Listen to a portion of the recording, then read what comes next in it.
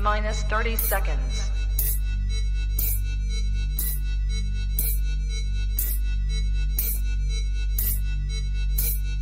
T-minus 20 seconds.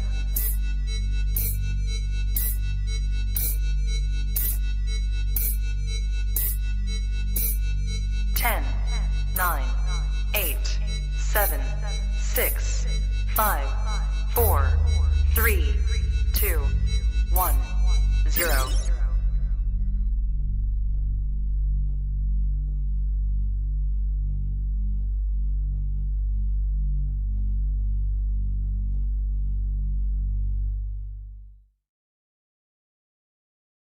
All right, what is up, everybody? You are now tapped into the coolest reptile podcast in the world, the Trap Talk Reptile Network.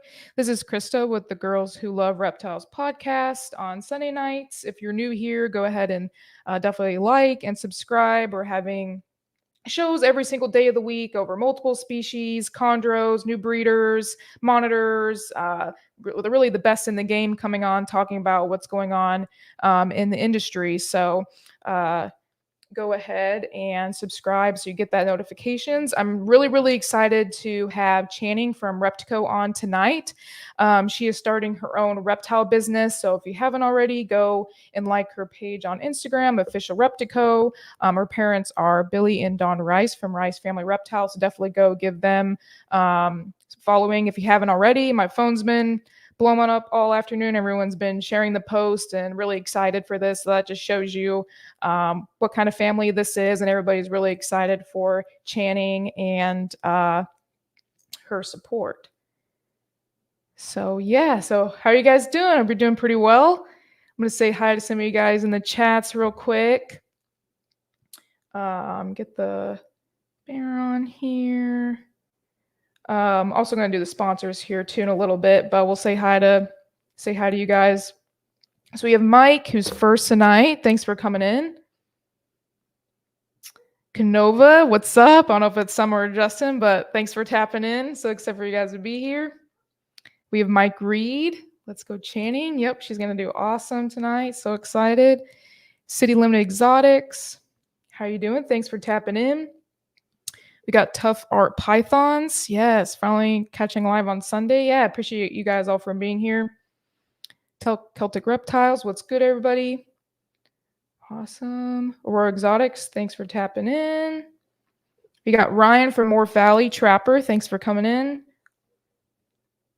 We got Wiz from Wiz Constrictors. Yes, thanks. So excited for you guys to be here. Keys. Thanks for coming in. We'll kind of end it with John David there. Thanks for tapping in, everybody. So excited for you guys are being here. We're going to check out some sponsors in a little bit here, and then we'll have Channing on to start the show. Oh, let me take the one comment off. There we go. So, of course, go and become a USARC membership. We all should do this. It's, numbers is what's really important, able to fight for our rights, to be able to keep these animals that we love and cherish every single day. So definitely go on there. I just redid my membership probably a couple weeks ago. Super important. We know the importance in Florida, of course, but really across the world and the US especially, just being able to fight for rights to keep these animals. So go and support USARC. Then we have, of course, Clutch through Canova, of course, Summer and all the hard work she's doing over there. Super easy, really modern way to organize all of your breeding pairings for the year and keep your animals set. You can print ID cards from there. They have a really cool little setting where they have stars kind of showing kind of the level of your breeding as you're making animals and maybe what could be potentially better pairings for your breeding season. They're going to be rolling out with a lot of new and upcoming design interface and a lot of new features. So definitely keep in touch with them. I'm really excited to see that come out. And of course, we have Rare Genetics for all of your sheds to be sent in.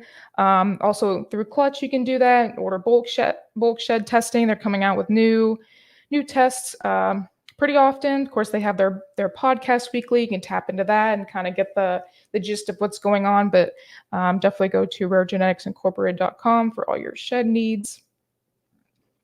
And then we have conduit constrictors, really up and coming breeders in the game, really down to earth guys as well. Got the chance to meet them a little bit last year. Super nice and really quality of their productions and the product and the projects that you're in, and overall just really a nice family ran business. So definitely go give them a follow if you haven't already. And with that, we are going to bring Channing on. Can you hear me okay? How's it going? It's going good. We had a little bit of a rough start, but hey, that's okay. Yeah. We're all here now, kind of getting everything situated. So how's your weekend been going? It's been going good. Just been around the house, making sure everything's done with the animals and stuff. Are you guys doing anything fun for Labor Day weekend? No, I have practice, so no. Okay, what practice? Is that what I saw? I think I saw maybe you got posted. What was that? Yeah, majorette. Okay. We're definitely going a little bit more about that, about your hobbies. And can you explain a little bit what that is? Twirling. During halftime in the football games. That's basically that's they do that in high school and college a lot. Mm-hmm. I think I've seen that with like the flags and stuff, right? And like the batons and stuff. Yes, ma'am. Yeah, that looks really challenging. There's no way I could do that. I'll just be a spectator and watch. But I always enjoyed watching that in high school too. So that's really awesome. We'll talk some more about your hobbies and too. So yeah, not much for Labor Day. Yeah, not much for me either. Really, I've just been kind of hanging around the house, doing some chores and stuff, just like you. So that stuff's got to get done, even in the holidays and stuff like that. So yeah, we'll kind of get into it. But go ahead and tell us a little bit, everybody who's listening, about yourself, starting this new business, where that kind of came from, and go from there. So it started whenever I was probably about 4. Me and my dad, we were going to go to a show in Orlando. So we were headed down there. We were originally going for blue-tongued skinks. And I was 4. I really didn't know anything about the blue-tongued skinks, but I kind of liked them. But whenever I got there, family reptiles, they had just a normal ball python, and it was probably a full-grown adult. So you're probably 2,000 grams, 3 feet, and I'm just a little 4-year-old standing right here. And she wraps around me, and my dad comes up, and Daddy didn't really know much about ball pythons, so he's like, "Oh my gosh!" And I'm like, "Can we get one?" So we come home with 2 of those, and then the next 10 years we just been building that up. We started with 2, and then we just kept going, and we started really with not really really low end, but at the time it was not. We didn't want to spend so much money on it. We were just trying to get to where we needed to be, and we just want to see where we could take this. And as time got on, I wanted to see more species. So I've always been drawn to hognose and stuff, and crested geckos, and I've always loved stuff like that. And I've never really been scared of any reptiles, so I just always loved that. So then I got a couple of hognose. I started out with probably 5. Then we kept going, and we just kept building. And after that, I really have had my ball pythons for probably about 8 years now. Oh wow! So we've only been with Justin and them probably for 3 years now. So it really has been. We have really had to build this. It hasn't been just overnight, real quick. So I have had my hognose for probably 5 years now. 5 years. Okay. For the past 2 years, we've been building on the crested geckos. Okay. So you're kind of, you yourself, you have projects both in the ball pythons and in the hognoses and crested geckos then? Or yes, are you kind of more? Yes, ma'am. It's really a family thing. Daddy really does most of ball pythons. He's teaching me about them, and I have my own hognose going. Daddy helps me out sometimes with that. He really knows a lot about all the all this, so he really helps me out. I'm still trying to learn all of it with the crested geckos and everything. Yeah. Do you have a favorite species you like working with out of all of them? Or it's probably hard to pick, I'm sure. Honestly, I can't really say I like all of them. I would say the ball pythons are really the easiest. They're easiest to keep. Easiest to keep clean, honestly. Geckos are the easiest like maintain and stuff, and Mhm. like the hog nose, you know that every time you clean it, you have to check like 5 minutes later they're done poop. I gotta get it out. Oh, do they do that? They are cute. Yeah, I'm kind of interested in getting some. So yeah. yeah, we'll see how that goes.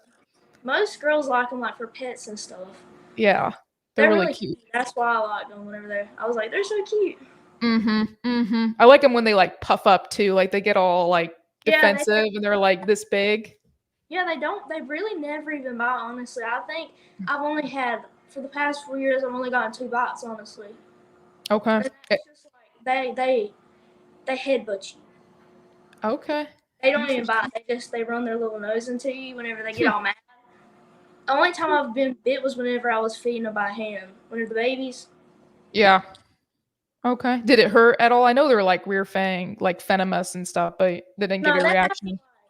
if you did get a reaction, they would have to chew on you for about a good 5 minutes, and that would just be like a bee sting after that. It's Okay. like, and it doesn't like I barely even had any marks left. Like that didn't hurt at all. I would Okay. say, you could get like getting a briar bite, getting cut by a briar is worse than any of the animal bites. Okay. Okay. That makes me feel a little better then, because that's one thing I was a little bit worried about was like the bite of it. But hey, if it's like a briar, I can do that. No problem. It's not bad at all. No problem. No problem. What how many would you say you have of the hog noses and the crested? Sounds like the crested are newer, but So my hog nose, I have 22 breeders.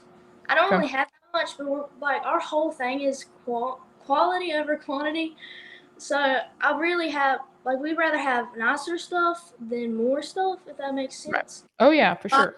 22 breeders, like my ones that are breeding for me this year, and then Mhm. I have like 21 subadults, and I have I think 71 babies so far from Okay. Wow. And when did so you started getting them in, you said around 5 years ago, right? And then they kind of, when you started like breeding, just the past couple years, you'd say, or probably 2.5, two and honestly. a half years? Really Okay. started going, yeah, that's past 2.5. Okay. Okay. What about crested geckos? How many do you have of those? So I have 137 Oh, adults, and shoot. then yeah, we really put a lot into those. I really love them. And then we have probably 277 babies, and then I have 182 subadults. Wow.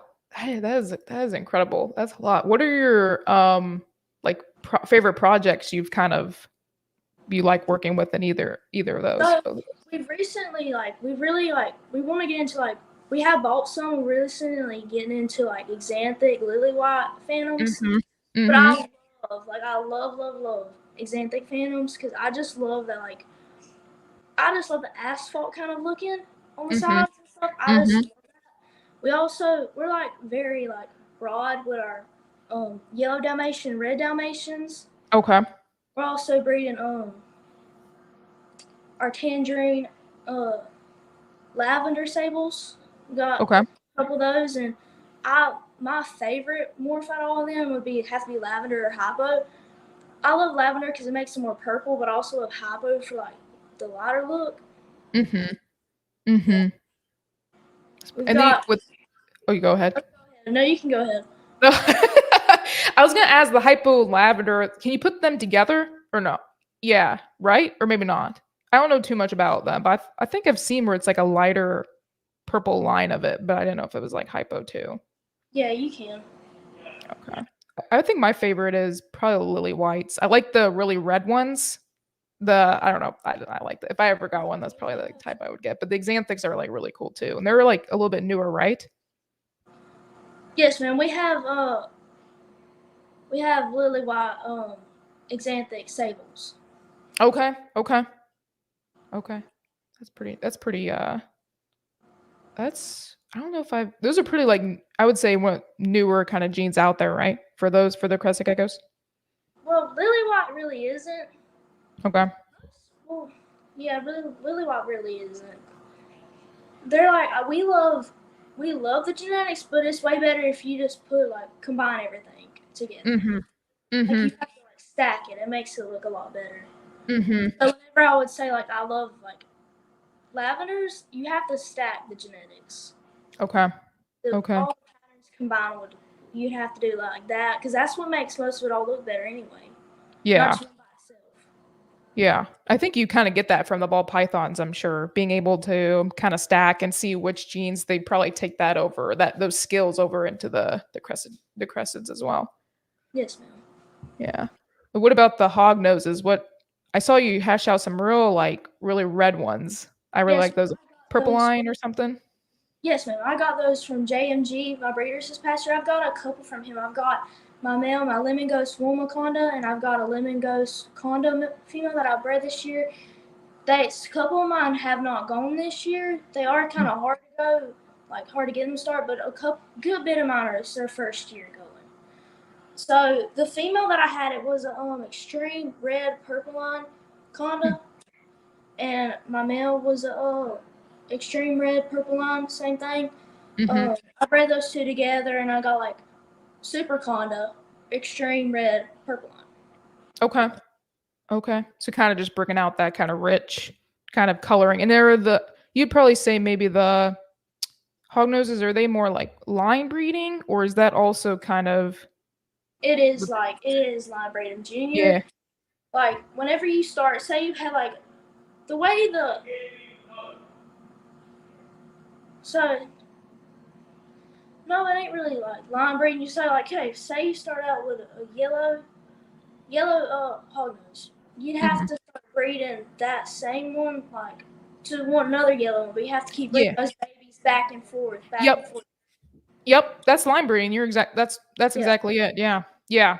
It's So I do the leopard geckos too, and it's a similar thing where you kind of have to breed them. Otherwise, if you breed two that aren't the same lines, the babies they just don't look really like either parent. You kind of have to breed them back. So yeah, it's pretty similar to line breeding. Yeah, a little bit different, but try to get that saturation of color. So yeah, so it sounds like you like genetics a lot, huh? yes, ma'am. Yeah. Um, I kind of listened to your podcast a little bit with MJ talking about maybe you going in the future for school and stuff like that. You tell people how old you are. How old are you? 14. 14. See that to me that's like an inspiration. I just started in this probably yeah, exactly a year ago and seeing, someone like you already going to the level that you are, it's really amazing. So I really commend you with that. And one thing I wanted to bring about you being so young is how do you balance all the reptiles because you have a ton of geckos. How do you balance that with school? So you talk about like your routine and stuff like that. Yes, ma'am. So with this past summer going, I'll get up and I'll go and I'll get like everything done. So like Mondays, I mostly feed my hognose and I clean them. Most people think that mess them up, but it really doesn't. I just spot clean, and then if I have a full clean, I'll do that after I go and get the rats out. I Mhm. normally leave my rats in for not past 12 hours because they will go bad, but I do leave them in there for a couple hours because they'll give them a chance to go back and get it if they don't. So I Mhm. leave them in there and I clean them. That's what I do on Mondays.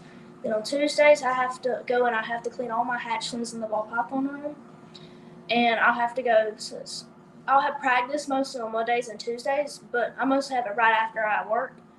And then Okay. so that's how it works out most of the time. And then Wednesdays, feed feed the ball pythons, feed the crested geckos. And it's just like every day of the week. Thursdays, you have to go and you have to clean everything, and then on Fridays I have to go back to the hognose room and clean them. And it's Mhm. just, even on Sundays and Saturdays, Sunday nights you have to feed and clean, and Saturdays there's always just something to do, like extra stuff. If something needs done, we go and make sure everything's done. Mhm. Mhm. That's a lot. It's 7 days a week. Doesn't stop, does it? Yeah, It's, it's a lot. it's different than a typical job that people do is a 9 to 5. But when you're dealing with animals, they, of course, take care all the time. Holidays, weekends, they don't really take a break, right? So It's yeah. And with school, now you're back into school for the school year. You just do it after kind of school. so yes, ma'am. I'll go to school. I'll come home. If I do have a little bit of time for practice, and I'll work on a little bit. But if I don't, I'll go to practice, come home, and get that done, and then go to practice, leave. Man, I'd be tired. Are there some days? Are there? You can be true. Are there some days where you're just like, "Ugh, I don't want to do this, or or do you not just not have that, or you just want to do every day? Tired, but you have to get it done. Yeah. I mean, like you can't just leave them. I mean, it's not like you have like something that's not like alive. Like they're alive. You have to go make sure they're seen about and stuff. Like they depend on you. Yeah, that's exactly right. Yeah. Do you have any other pets, or is it kind of just the reptiles? We have the fish right here. I see the fish. What kind of tank is that? Camera. Sorry, it's the wrong way. Oh, you're good. Looks like So us. I have one cat, but that's pretty much it. Okay. Well, that's a big tank. So I don't know if it's saltwater or freshwater or what, but can't tell. I've been really into the saltwater stuff. So Yeah, I do have. No one knows this, but I do have one. I have a boa, but I don't have it inside the house. This is just the stuff I have inside the house. That's not in the facilities. I have a sun glow boa. okay. Okay. In the facility, it's like you can just walk to it. Like is it attached to the house, or it's just on your property, or? So we have a five car garage, Mhm. but where our house is, the 3 part is connected to it, but then the two car garage is separate. So we've redone that whole thing and made it into our ball python facility. So all of Okay. our facilities are separate. So Okay. I have one facility for my hognose, and then we have another piece of land beside our house. That's where the crested geckos are. But our ball pythons are right beside our house. Okay. That's cool that y'all have them in a separate place. Keeps them yeah, clean. Biosecurity is a huge thing, I'm sure. Coming in and quarantining. With past rooms and stuff. Yeah. Do you have I guess certain if you go to hognose, do you not go back to the ball pythons, or what's your kind of biosecurity with all of them? We can. We just make sure that we wash our hands very good and pay hand sanitizer on. I mean, honestly, none of ours have gone sick from passing rooms. Just make sure you wash your hands. Mm-hmm. Mm-hmm. Mm-hmm. You're not putting the ball pythons on you or the hot nose. You're just make sure you get done so you're touching with your hands. So just make sure your hands are clean.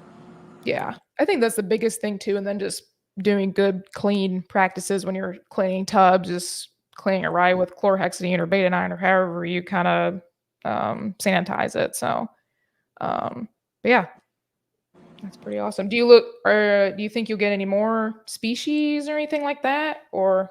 We have that. See, in my hognose room, I have two carpet pythons.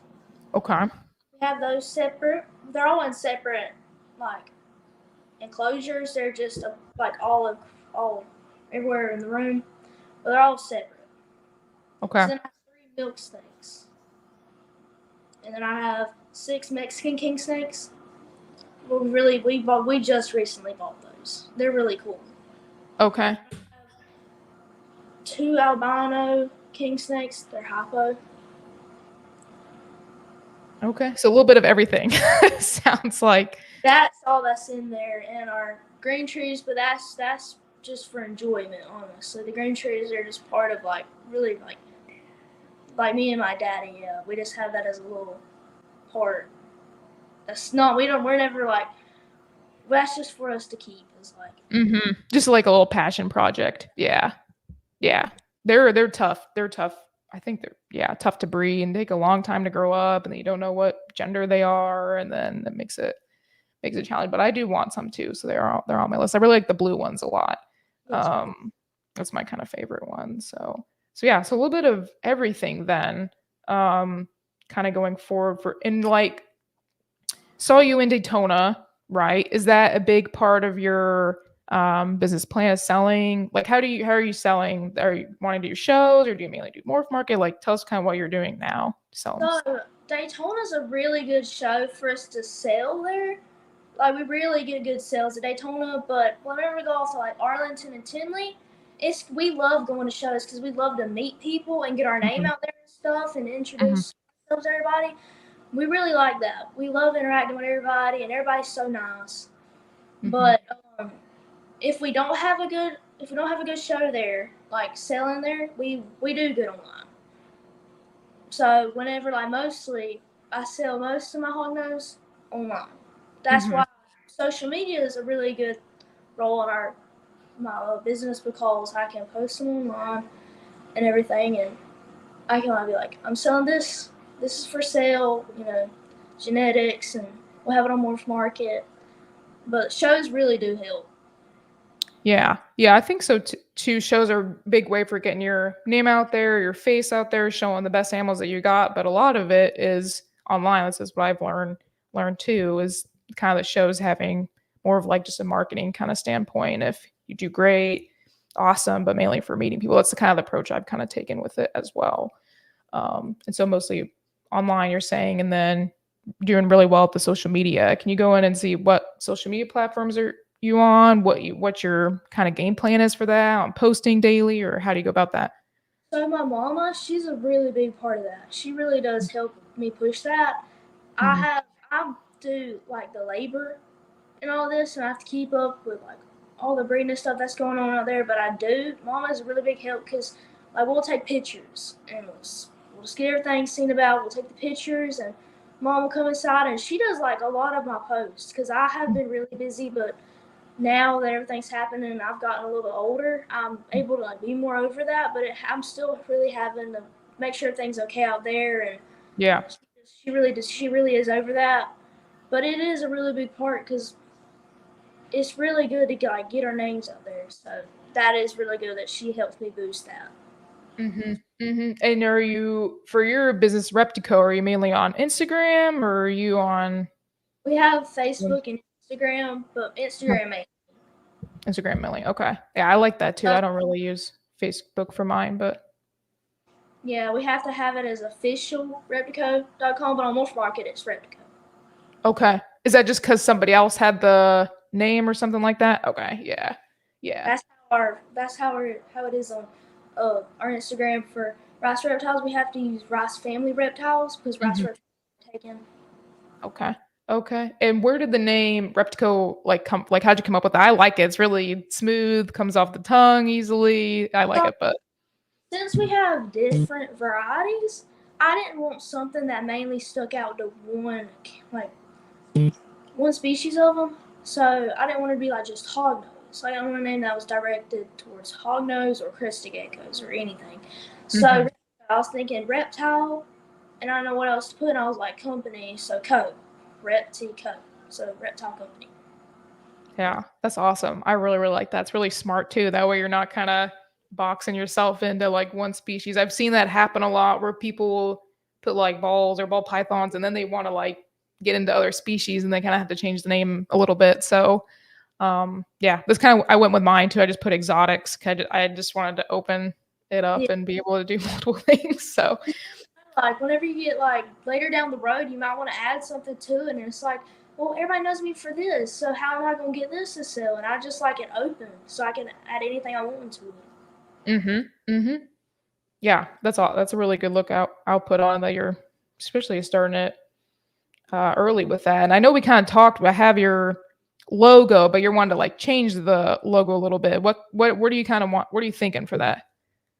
We're not really sure right now. I honestly like it, but we're not sure. We're still thinking about it. We're not deciding for sure on that, but for right now, we're sticking with that until we decide what we want to do. Okay.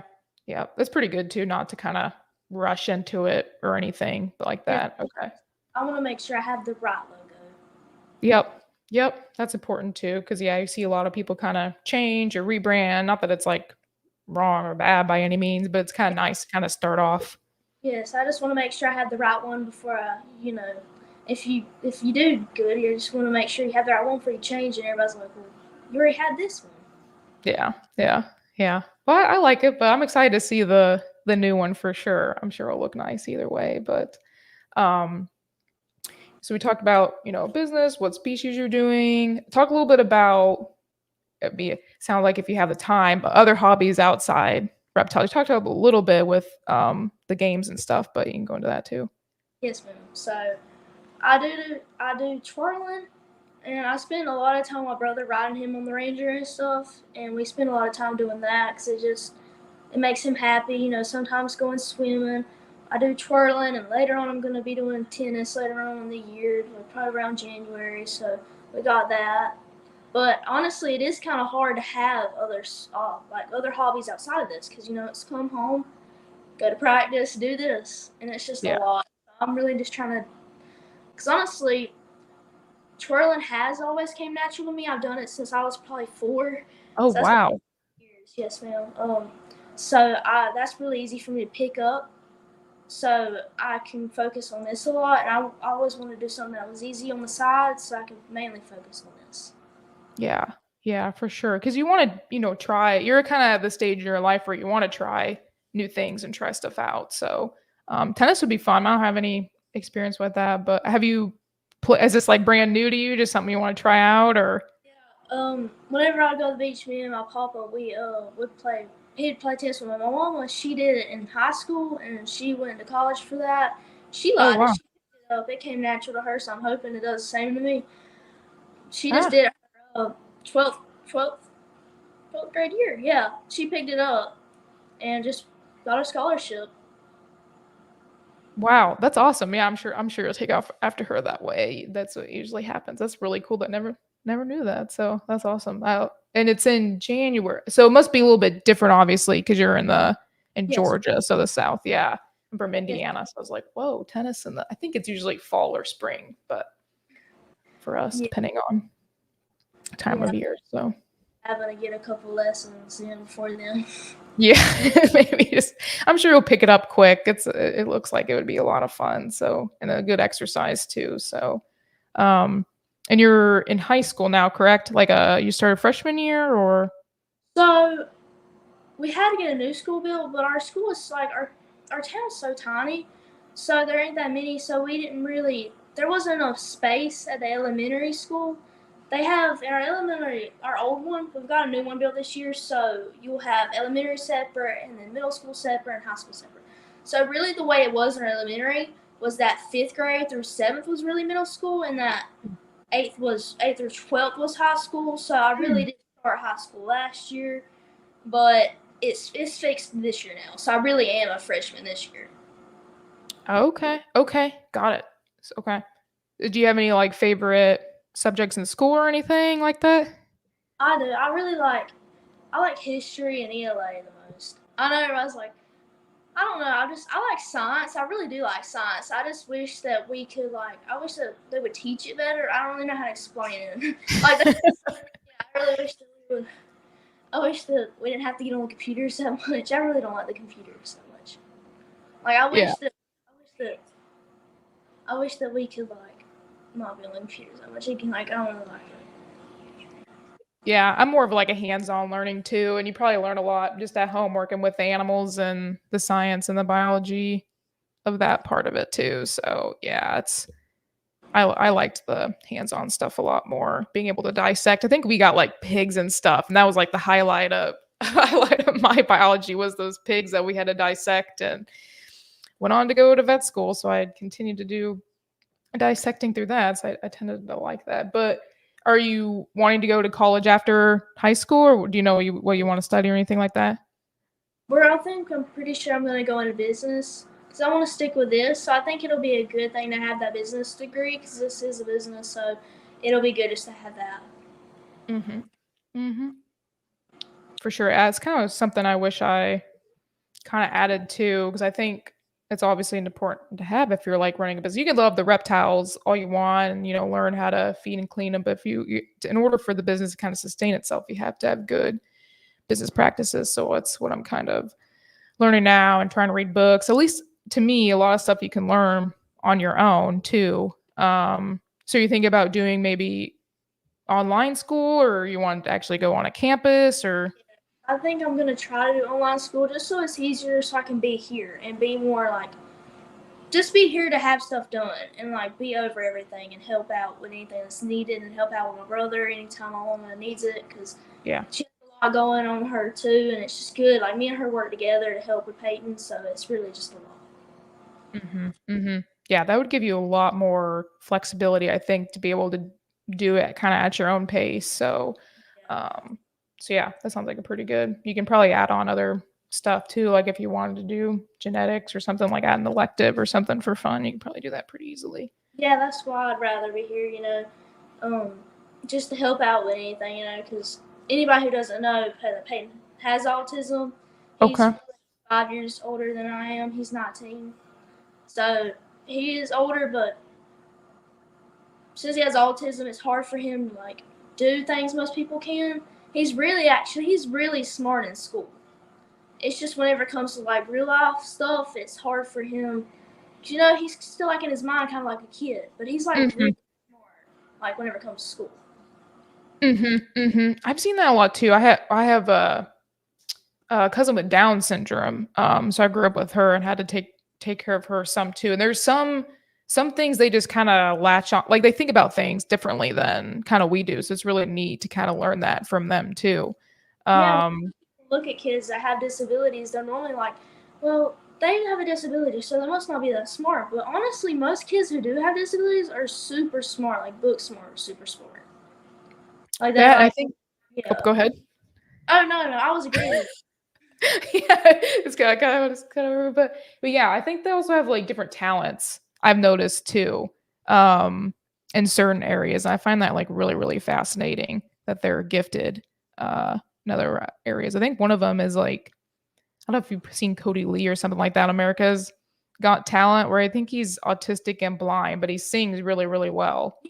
Yeah, I saw him. Yeah, so that's pretty cool. That's pretty. With Peyton, does he enjoy the reptiles at all, or is or is that not his release thing? He's never really stuck to animals. He used to like swimming. He is so fast at swimming. It's crazy. Like you wouldn't have to worry about him drowning. It is crazy how good he can swim. He loves riding the Ranger. Just getting any like if we go on a trip like vacation, we have to go take him riding because he just loves that. Anything riding, he loves his iPad. He loves listening to music. That's what he really likes and stuff like that. And he That's loves awesome. Coke. That's like his addiction. Coke. Coke, like the drink? Oh, really? That's funny. Huh? Does he have like a specific flavor he likes? I know they got like cherry and Just plain Coke. That's the only thing he wants to drink. Like he will take your drink. He'll take the drink from anybody for a Coke. He loves it. huh. That's really funny. I think there's different, to get off subject a little bit. There's like different, not all Coke is the same to me. I don't know, the McDonald's Coke, I don't know what they do in that, but that stuff tastes different to me than just I can't, if I'm gonna do Coke, it has to be from McDonald's. Yeah. Yeah, that's awesome though. I like that you have, or I think it's cool that you have that special bond with your brother. I'm the oldest of 5 siblings, so we've kind of had connections with them all, and as I'm adult. So I think that you'll see that and appreciate that too as you get older, become adult. That special bond you have with your brother and your family in general. With that, I'm sure kind of go into like who have your kind of mentors been in starting your business? Feel like it's your parents, but as a question I wanted to ask. That is my biggest thing. My parents are definitely my role models and everything.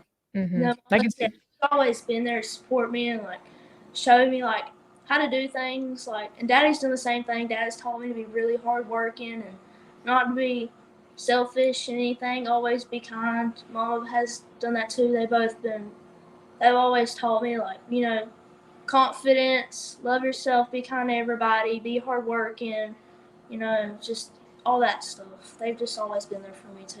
They're really supportive.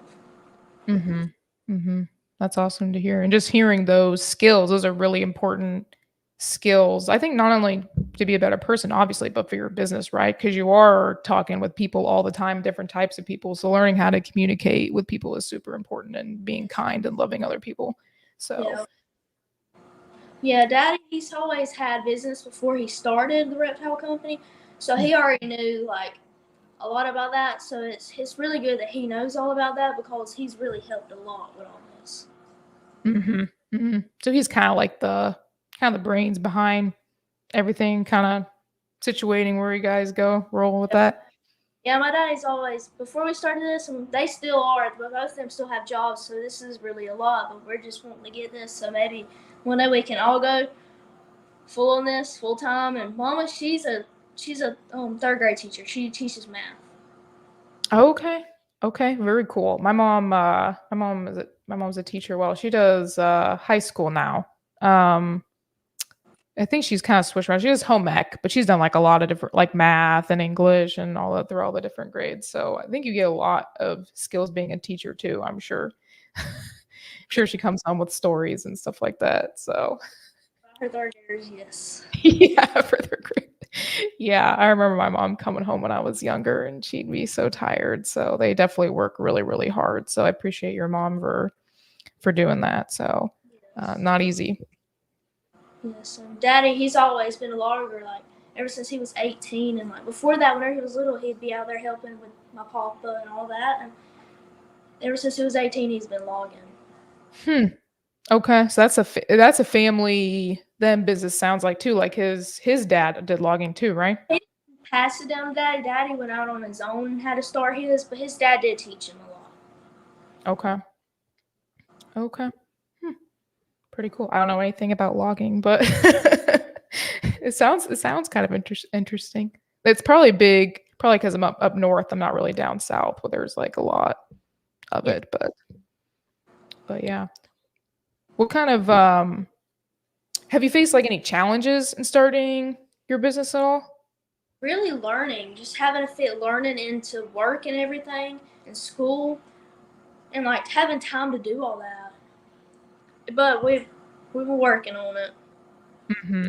Take it day by day for sure. Yeah. What are some really big moments you've had that kind of help you, like any customer experiences? You don't have to say their name or anything, but just kind of general Well, experiences. we really do sell a lot of my hog nose online, so my mama does see about that because like obviously I'm only 14 and she knows how to handle that. She ships out all of our stuff. She knows about all that. I know she's taught me a lot about it. I'm like with packing and everything, but she talks on like all of our customers, like everybody who goes to talk to us. It's my mama most of the time that you're talking to, but Okay. she's teaching me how to do more of that stuff. Like I see how to interact with them and stuff. And we have had a lot of good bit of people come up and tour our facilities and stuff. So I have interacted with customers before. Okay. Yeah, it's really, really important skill to have, and you'll probably get more of that as you get older, dealing with people. And there's challenging customers. I'm sure your mom's kind of ran into those. So getting those skills is pretty important. Is there anything that has surprised you at all in kind of starting this? The surprises. Honestly, it's taught me a lot. It has taught me a lot. Going through like everything, people are like, well, don't you want like a childhood? Like I did have a childhood, but I'd rather go ahead and start working now so later on you can enjoy it and not have to work so hard then. Like, yeah, I did have a good childhood, and I still do. I go and I hang out with my friends once I get everything done. You just gotta make sure you have everything done, and it teaches you. It's really good values to have a business this young because it teaches you like good morals, honestly, because it's like you're responsible. You gotta go get this done. Then you can go have fun and do whatever you want. But you gotta like you just gotta make sure you like have everything done, and it teaches you responsibility and just everything like that. So it really does.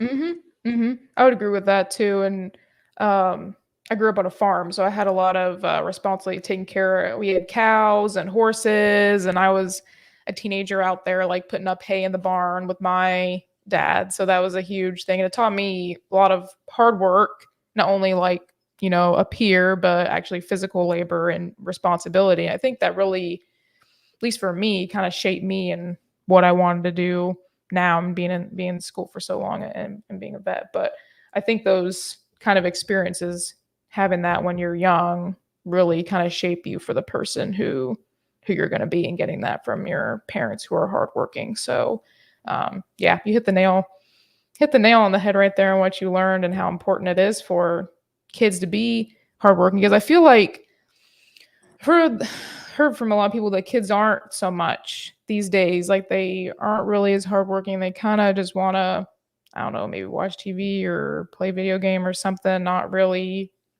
get immersed out there in the world and talk to people. And so it's kind of a worry of, what happens as they get older, not having those skills. So Yeah, my parents have never wanted me to be like that. So honestly, they've never really I have had a phone, but they made sure that I'm not stuck to it at all. Like I go and get stuff done. Like I'll work, do this, like not stuck. Like me and my dad do watch TV. We'll watch. Me and my dad are really close. Our whole family's close. I'm close to my mama, and me and my dad, we've always watched movies together ever since I was little. We'll go like whenever we get a break or before we feed or after. We'll go and watch a movie. My dad and dad will just go. We love scary movies. Oh, you love scary movies. Yes. What's Ma'am. your my boyfriend is also into scary movies, so I've had to become a scary movie fan as well recently. What are some of your favorite scary movies? So it was probably like a couple months ago now, but Evil Dead Rise, that movie freaked me out. Yes, that was a good one. That was scarier than some. I'm trying to remember the other movie. Smile. Have you seen Smile? Yeah, I saw that one. It was freaky. I did not like that one at all. That's probably the scariest I've seen in recently. We took my cousin to Evil Dead Rise, and the whole movie theater was quiet. She jumped over the whole seat. It was so scary whenever she was in the tub and then she climbed up backwards, and I was like, okay, we need to leave this. Oh, that's really funny. That's funny. No, that was super scary. Some of the older ones, um, Chainsaw Massacre 2 is one I don't isn't one, or the Saw movies. Those I don't particularly like either, but I think they're pretty scary.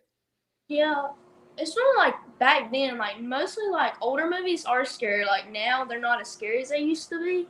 Mm. I've seen that, but there was a movie that we just went and watched. It was really scary. I can't remember what it was called though. I can't remember. We just watched it like a month ago. I can't remember.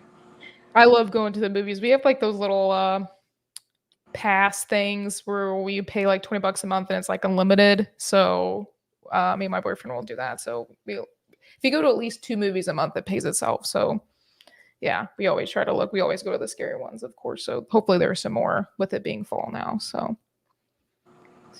yeah, awesome.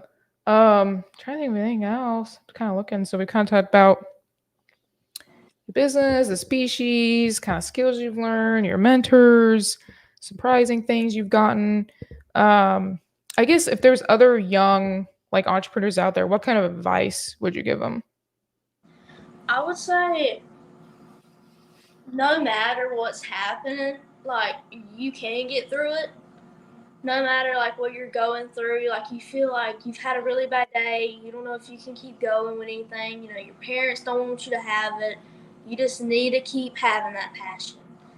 And I hope everybody's parents are really supportive of what they want to do too. But I'm really lucky that mine are, and just keep having that passion and just make sure you do everything right and are responsible. And like it'll make you feel so much better if you just get your work done and then you go and do whatever you want to do for the rest of the day. I mean, honestly, just make sure that you're keeping up with everything and you just keep that passion. Like even whenever things get hard and you're feeling like you don't sell nothing, but you've just got to make sure that you have that passion because it will pay off. Mm-hmm. Mm-hmm. How do you think it's kind of a hard question, but at least I'm trying to think too, but how do you think people can keep like passion? Because I always get worried about being if I ever get burnt out, right? Like in the future. So how do you think we can kind of keep the passion and not get burnt out, you think? It's kind of hard. It's hard. It's still something I kind of ask myself too. I think just kind of coming down and seeing the creation that it is and being able to create new stuff, maybe. I would say, just remember every good. I would say, don't try to get too stressed out because even I struggle with that. It's just a lot. But I would say, remember all the good times. Remember, how much, why you're doing this. If you have a reason why you're doing it or if you just love it a lot, I would say keep remembering why you're doing this and just, keep thinking in your head, I've got this, don't give up. and you might think like I don't have the passion no more, but you do. You just gotta remember like I remember whenever this and this happened, and I love this, and like what would it be without it? Like what if I couldn't do this no more? You know, like what if I would regret it? You just gotta keep going. Mm-hmm. Mm-hmm. That's a really good way to look at it. Yeah, it's a choice, right? So it's kind of knowing that you have that choice to continue to work and have that passion and to kind of understand why you're doing it and look at the everything positive. I think that's a hard people seem to look at like the bad and they kind of get like in this kind of road where they maybe get depressed or kind of don't want to do it anymore, but trying to think about, you know. I've had to see about that lately. I have anxiety, but Mm. I've learned I know how to breathe. You know, like just like take deep breaths. You got this. It's okay. You're gonna be all right. What was I about to say? I just had it. I know what I was about to say. 1 second. I'm trying to remember what I was about to say. So, Oh, go ahead. if you do have that, just remember, like, hold on, give me 1 second. No, you're good. You're good. You're good. You're doing great. So yeah, I know it's stressful, but maybe come to you. If not, it's okay. I'm gonna check the chat and see if we got any questions or anything. A lot of people are here in the chat kind of supporting you, so I'm trying to see. Leviathan was in here. Bomb, K and D. Wow, a lot of people. Celtic. Justin was in here. Yeah, a lot of people supporting you. Thank you, everyone. I really like that support. It's really helpful. Yeah, that's the thing. Like I said, my whole phone was blown up this all afternoon with everybody just like sharing it. And I was going through and seeing, I was like, wow, look at all these people like share. That just shows you, you know, how what your family means to the industry and other people. Very big inspiration for me. I've kind of so supportive, and we are so thankful to have everybody. Everybody has been so nice. mm-hmm. Like we are so thankful for all y'all. Like thank you all y'all for all y'all support and everything. It's been such a big help. It's a really fantastic community. I've kind of noticed that when I've gone, and everybody's pretty welcoming, and you can talk to these people like all day, every day about not just snakes, but connect with them on so many different things. And I've gained so many friends doing this, and opened up doors. Yes, ma'am. Yeah. More friends with meeting everybody at shows. That's really helpful. And like all over the place, it's really nice to meet new people. It really is everywhere. Do you have a favorite show?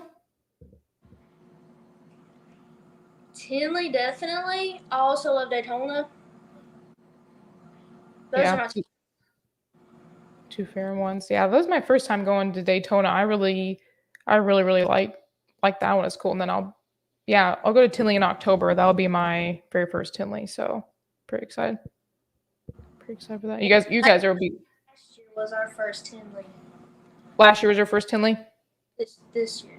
Oh, this year's your first Tinley. Okay, vending and stuff there? Well, yeah, it was last year. This will be our second year. Second year? Okay. Will you be bringing some of your hognoses and crescent geckos and stuff? Yes, ma'am. Okay. I'll be sure to stop by and take a look at them. I'm sure, and you guys will have a lot of the ball pythons too. I don't know if I asked you do you have your own ball pythons? Me and Daddy do it together. Oh, you do it together. Okay, I didn't know if what are your favorite ball python projects? We love Pompeii. We love lace, almost everything. Like honestly, we love lace, Pompeii's. We have a shredder.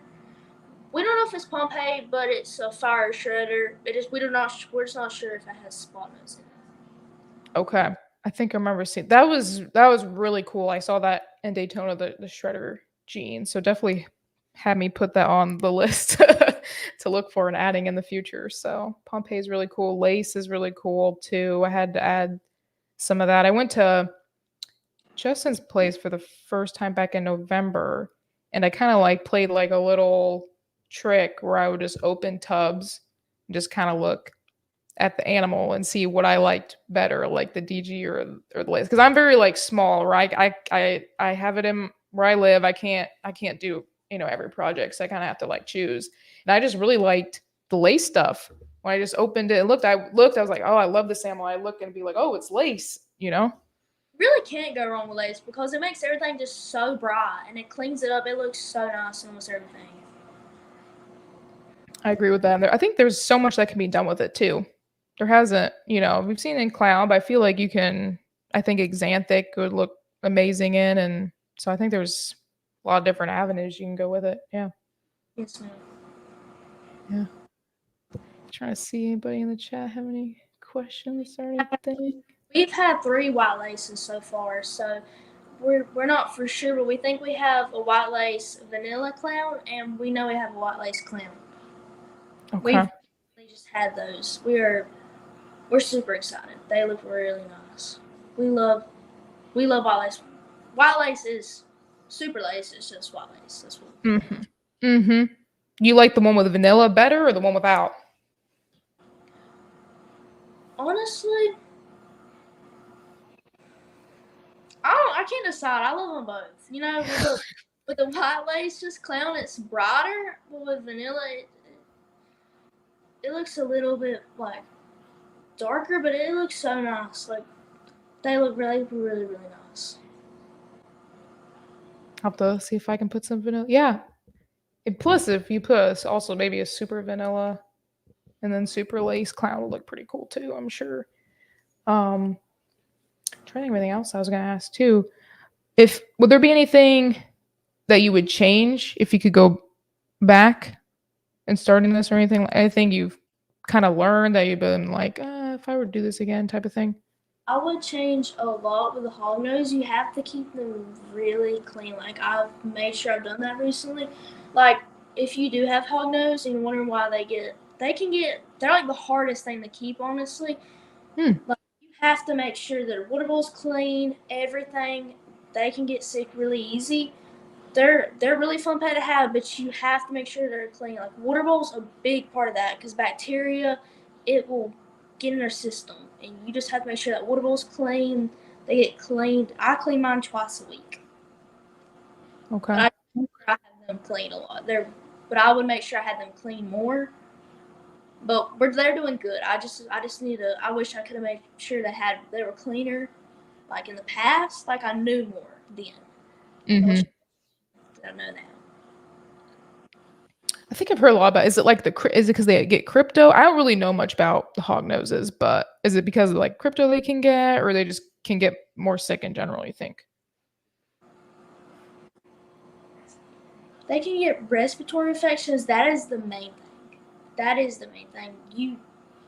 Because they lick everything. So if they lick the bacteria off the water bowl, that's going in their body. Poop, pee, anything in the cage, on the walls, they go over there, so smeared everywhere. You just gotta make sure it's not in there. Okay, that makes sense because they are. I've seen that where they're just more mouthy. Like they kind of like just like to put their mouth on everything. So yeah, that makes sense that they would be more susceptible to that in the environment. Huh? Interesting. And That's why it's easier with the ball pythons because they're not as weak as those. They don't get as sick as easy. Mm-hmm. Mm-hmm. They're not having their mouth everywhere either, so that kind of makes sense too. With the hog noses, kind of go into like how you breed those, because there's like a different. I know I'm sure I don't know, no, but they have to go through like brumation and stuff, right? Yes, ma'am. I have a brumation. So in my thing, I have a little tiny room where I keep my little fridge for them. It's so I'll put the females in for about 3 months. So in 2 months and 3 weeks, I will need to put all of my females in the fridge for the brumation. That'll last probably 3 months for those, and I'll take them out and then I make sure I get them back on food and ready to breed. So I need to make sure right now our main priority is make sure they're healthy, really healthy with food. So whenever you put them in, they're healthy. They're not starving. They're really good. That they're really healthy and they're eating good right now. Okay, and is that a certain time of year you brumate them, or can you brumate them like whenever you kind of want? We have our certain ones. So probably let's say September and 2 months. So a little past November, we start putting them in there. Okay. That's just how we do it. I don't know if anybody else does separate months, but that's just the months that we have. Okay. So you put them in November, December, and then June. Yes, ma'am. So about 3 months after we put them in, the females will come out and they'll be ready to go. Okay. We do kind come of too, but just not as long. the males go in there too, but it's not as long. Yes, ma'am. Okay. Okay. And kind of leading up to that, do you slow them down on food at all, or do you just kind of push, and then you brumate and they kind of push when they come out? I don't. The way I do it is, you don't want to give a hog nose too big of a rat. I do feed them twice a week, but their bodies to break down the food is really slow. So I give it not too small, but not too big, just a decent size, and I do that twice a week. And I just do that until they get the brumation. Then I don't feed them. I don't give them water, nothing in there. You just put them in there. You don't feed them. You don't clean them. They won't poop because they, like, you'll stop probably like a week before you put them in the brumation because you don't want them to poop or pee in the fridge. So you'll make sure that you don't feed them before then, but you gotta give it about a week so they can poop, then you put it in. Okay. That's really cool. It's amazing how these species are so different, right? Like the ball pythons, you just kind of put the male in, he does his thing. I mean, some people cycle, yes, and start, breeding it in the wintertime, but it's interesting that some species have to literally kind of brumate. What's like the temperature of brumation? Like, is it like literally kind of like a fridge temp, or? So we start out at 65 and then we go down to 50. Because we don't want to freeze them as soon as they go in. We start for a little bit at 65 and then we'll just keep it at 50. Okay. So you probably go down like a couple degrees every week or something, or? Yeah, like it'll be like 65, 60, 55, Yeah. but we want to keep it at 50 for good men. Okay. And where'd you learn all this, like internet, or did you talk to certain people, or how'd you learn all this? Yes, man. Watching a lot of videos online, and my daddy, he's a really big help with all this. Learning stuff from Junior to all this, just a bunch of breeders. We've watched videos, we've learned from everybody. My daddy helps me out a lot. That's awesome to have that kind of support system there and learning from the best. So and getting off on a good foot, which it sounds like you guys are doing. So that's awesome, and making the right decisions ahead of time. And about the cresteds, how do you plan with breeding with them? Is there like getting them to a certain size or like a certain time of year? I'm completely in the dark and just curious. Yeah.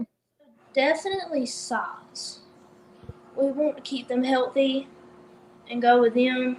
Just keep them healthy. Keep them full. Just make sure they're eating. What size do you pair the females at and the males? We make sure they're 35, the females. The males are, like, they can be a little bit smaller than the females, but females definitely 35. Okay. So it's a big weight. Is it more weight, like 35 to 45? Okay. 45. Okay. Age, they have to be a certain age, or is it more weight with them? Weight, but yeah, definitely weight. Okay. I'm sure they get to a certain weight when they're probably sexually mature as it is age-wise too. So, and how many eggs can they lay? And you can incubate them like just temperature. 2 at a time. Okay. How many per season? They can have, I think, a whole year. Probably in a whole year, probably 20. Oh, wow. Okay. They only have 2 at a time. So whenever we go, we'll have the little egg container, egg box. Yeah. Same thing. We'll put them in there. We'll have little you'll have different spots. So we'll have the label over which egg was here. This egg's here. Just they're split up into different parts of the egg box, so they're not mixed up whenever they hatch. Okay. That's pretty similar to what I do with my leopard geckos too. I keep them I put the eggs in there and then, have tape to label who's who, or I just keep all of like, if I'm have, or I put all the same genetics in one box so then I know who's who. Cause that can be pretty difficult. You don't really know a specific day they're hatching, and they hatch and you don't know who's who. So it's good to keep. How do you guys keep like all your, with that? How do you guys keep all like your records and everything, especially with all those animals? So we have the parents when they, like their ID, everything. So like whenever like someone will ask us, we've recently got that done. If you like ask us like, hey, who are the parents of this, we can like immediately go to the app, pull it up lineage and everything. That's how we keep them. Okay, so it's all in like an app too, where you can put pictures and everything. All what they are into the app. Okay, that makes it easier, especially with as many crescent geckos as you have. they just multiply. So gotta keep it. That's something I'm trying to work on now, is with the leopard geckos, is getting all that squared away, and the ball pythons too. I think that's a really important aspect of it, is keeping the paperwork, and the lineage is really important for those two species too.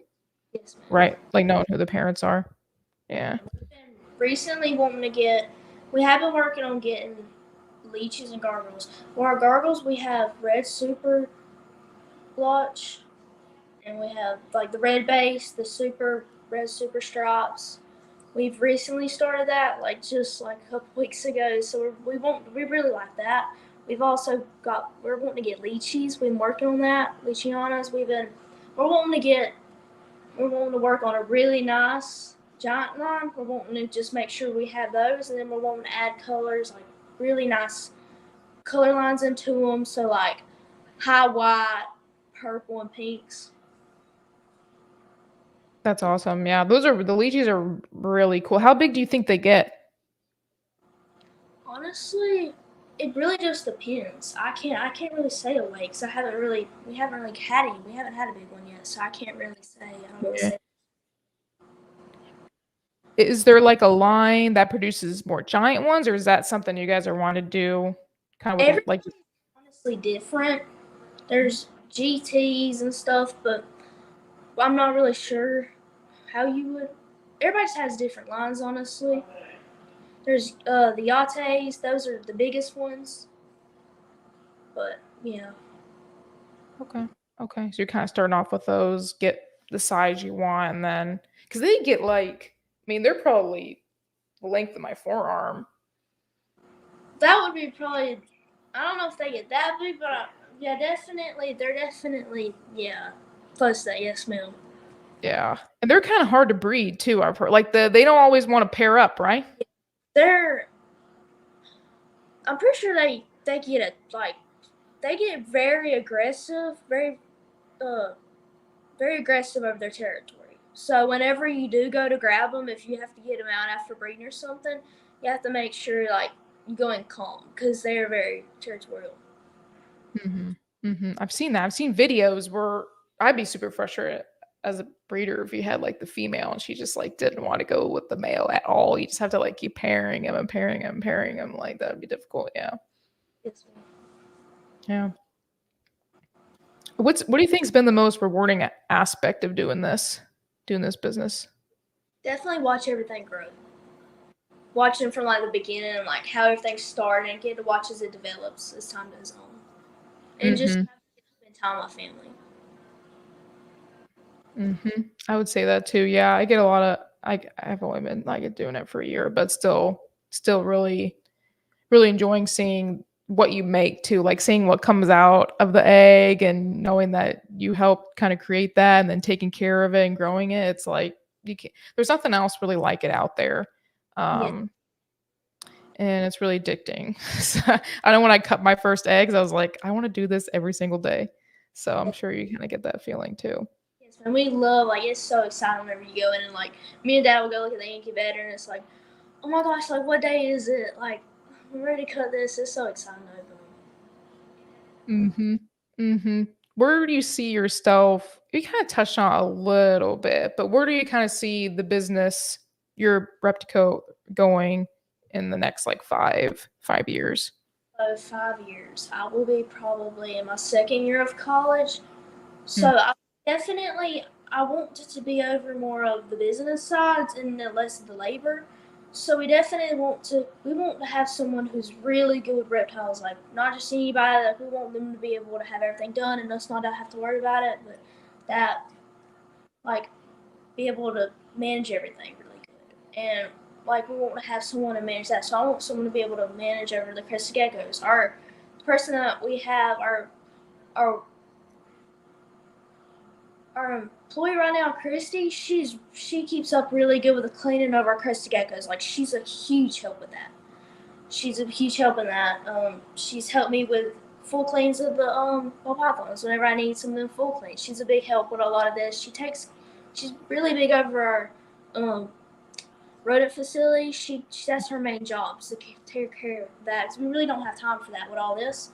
So I really want to be able to have someone do that, so I can be more on the business side of it, like social media and stuff, and like just help Dad with all that, and like the business, like all the plans, the genetics, and the projects and all that. I just want to be more over that. I forgot. I totally forgot about the rodent part too. So you guys are breeding your own rodents for both all the ball pythons and the hog. The hog noses are more like you feed them mice, or they. I do feed them mice and sulfurs, but frozen thawed. We do not do that with our ball pythons. We feed live rats to our ball pythons. Okay. Okay. We feed sulfurs and mice. Okay. Okay. And then that makes sense. And the crested geckos, they're mainly on the diet, so that's fair, or the kind of powdered diet. Do you feed them? Do you supplement them with like insects or anything like that, or is it just the diet? I use for the crested geckos. We use Pangea. We use different stuff. We'll use the breeding one will have like different flavors. Like you'll have watermelon, just papaya, all that stuff. Sometimes they won't like it. Like they do like certain flavors, but it's really easy to feed them because you put in the blender and you mix it up, and then you just go and you put in your cups. But you got to make sure you have the right cup for the baby, and the dolls different sizes. Okay, so I was gonna say the babies have a smaller cup. Yes, ma'am. We feed them crickets too. Okay. Do you breed your own? Do you breed their own crickets, or you just like buy them? We buy them. Yeah. Yeah, I've tried breeding those things before, and it's like a nightmare. So I just with the leopards, I mainly do mealworms. So I kind of just buy them and just put them in there. They're way insects are rodents are good enough figuring out that for me, let alone trying to do the insects. Yes, I know that people who do have leopard geckos, that's their main thing is the mealworms. Yes. Yeah, that's the easiest thing for me is to kind of order them and just. I didn't even know, like we had them at one point. So like whenever you would go and we would put them in the fridge, I was like, wait, you're not gonna give them food and stuff? And it was like, it's the stuff in like it's the bed inside of there. It's like right there, and you can go and put them in there, and they'll just be fine. And I was like, oh, like I had no idea. That's pretty cool. That's what I do with my mealworms. Yeah, I gut load them, like feed them fruits and veggies, and then put them in the fridge and kind of like store them and then kind of feed them out. It's just way easier. Which I'm kind of curious, which diets of the Pangea do they prefer? We use I can't remember exactly. My daddy mixes the food most of the time. Yeah, there's like a fig one, I know. You have your breeder diet. That's the main one, the insect diet. Yeah. Okay. I've had a few friends that have gotten crested geckos, and they have issues on knowing if they eat or not. How do you like track that? Do you like weigh them, or how do you know if they're truly, or is it just empty and then they're eating? Yeah, we check them. We check their food every time we take it out. Whenever they're eating, all of ours eat. Okay, so maybe theirs is just having issues like adjusting. I didn't know if it was a common thing for them to. Oh, bless you. Not want to eat or not. So. Yes, ma'am. It really depends on the gecko. Like if you do get a new gecko in, I would say just leave it in the container and let it like calm down. because they really do get stressed out whenever they get shipped to you and everything. Like, they really need just their space because they get really stressed out, like getting shipped. And so, like, if they don't eat for a little bit, just make sure you keep up with that and make sure they don't get sick or like stay unhealthy. That's really big. Super important. Super important. Oh, Troy, this is funny. My favorite Southern kiddo. Yes, I didn't even ask where you were from. I think most people know, but from like Southern Georgia, you definitely can definitely tell it's from the South for sure. Yeah, we're like close to the Florida Georgia line. We're like 30 minutes away from it. Okay. We live in a little small town. It's called Homerville. How many people? You know how many people are in the town? Probably at the most 7,000. Pretty small. That's the county, Clinch County. I grew up in a small town too. I liked it, and I do kind of miss it because everybody knows everybody. You know, they're usually really good communities. People help each other out. Everybody says they're like, oh, if you go down south, like everybody's so nice. There's churches everywhere. Like, you know, like everybody's super nice. Just like whenever you go like bigger cities, you know, like nobody really has time to stop and like talk. You know, like no one really knows everybody. It's just so many people. I mean, how could you know everybody? Yep, I would agree with that too. I'm still like I'm in a college town now, so it's still a little bigger, but it's not like a big city or anything. I don't think I could live in a really huge city. I would miss this kind of small town feel of being able to know everybody and talk to people and not be so rushed all the time. But yeah, we're coming up almost hour and a half. I don't want to keep you too late because it's a school night. So I told your parents I'd be like, okay, about an hour and a half. So we'll kind of open it up for questions. We still got a lot of people here in the chat tapped in. There's probably, I don't know how many, a lot of people tapped in tonight. So they're really kind of supporting you. So really grateful that y'all have watched this. It really helps. Yeah, and you're going to be doing more of these, so it's good to. How do you think it went? I know you were probably pretty nervous, but how do you think it went overall? I think it went really well. I mean, honestly, whenever I get on these, I love talking to everybody. I've always been like that since I was little. I love singing and dancing. I would literally like make my parents pause the TV, like, watch me do this. I've never had trouble making friends. I've always been real outgoing. I think I'm really glad I'm not like an introvert. I'm really outgoing, and I like talking to people. Like, I don't really get nervous. Like, I really enjoy talking to you tonight. And MJ, any podcast, I've always liked it.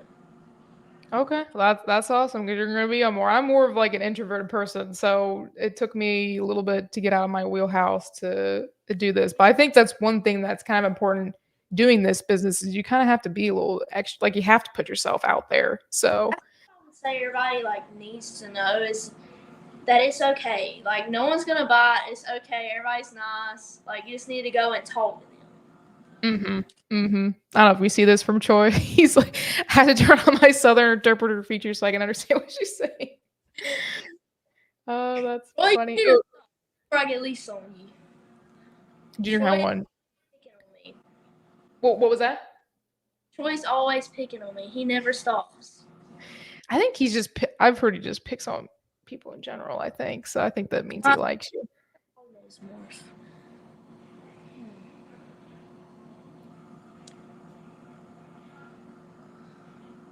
Gosh. Definitely those extreme reds, honestly. Just that line. I love reds. I can't really. I like those a lot too. Oh yeah, I forgot it is Labor Day, so there is no school tomorrow. I forgot about that. Yeah, so. Yes. I love the lemon ghost ones. I love lavenders.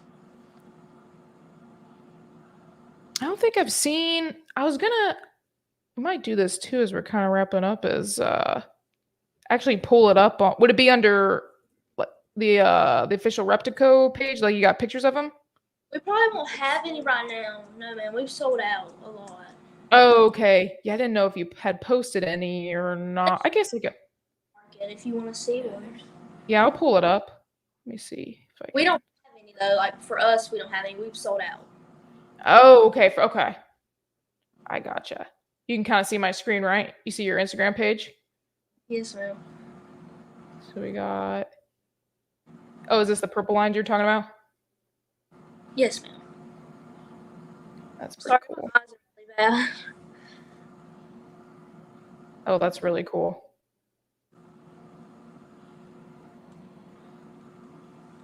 That's a cool little slideshow. Yeah, those look awesome. I look. Thank you. Chino mail. Oh yeah, here's some more here.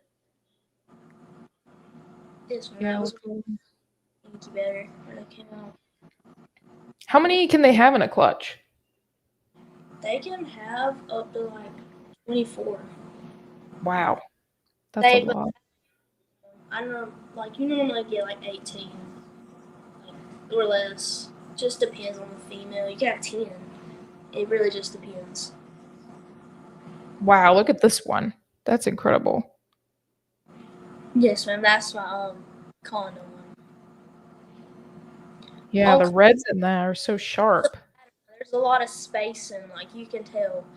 Like on the super con, it wipes all the pattern out. On my condas, it's more spacing, and then on normals, all your pattern will be really close together. I see. I see. Yeah, I like how it kind of drips down too, like on the sides like that. That's really cool. Yes, ma'am. I also really like the sunburst ones. That's probably one of my favorite. That's probably my favorite hog nose. Yes, ma'am. Here. Oh, look at this. Is this one of your? Oh, wow! Look at that. The Dalmatians are cool. I like the. I don't know if it's. I don't know if the name of it's a bagel or an everything bagel or something like that. Let me see if I can go back to the where it's like they got black and red dots on it too. I don't know what the name. I think those are cool. And then you can get super dowels or something like that.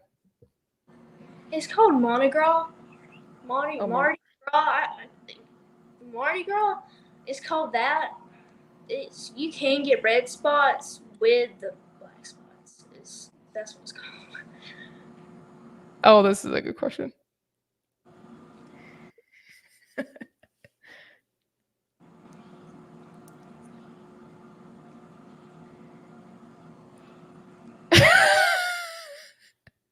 You're not gonna answer that question?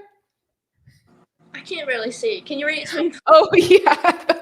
I thought you read it and you were like, I'm not answering that. I think it's from your dad. It says William Rice. So I'm assuming it's your dad. But how much better at breeding balls is your daddy than Troy is? I think you and Troy could answer that.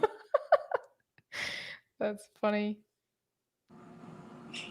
That is funny. Trying to see if there's any other questions here. Is there anything that I didn't ask that you wanted to talk about?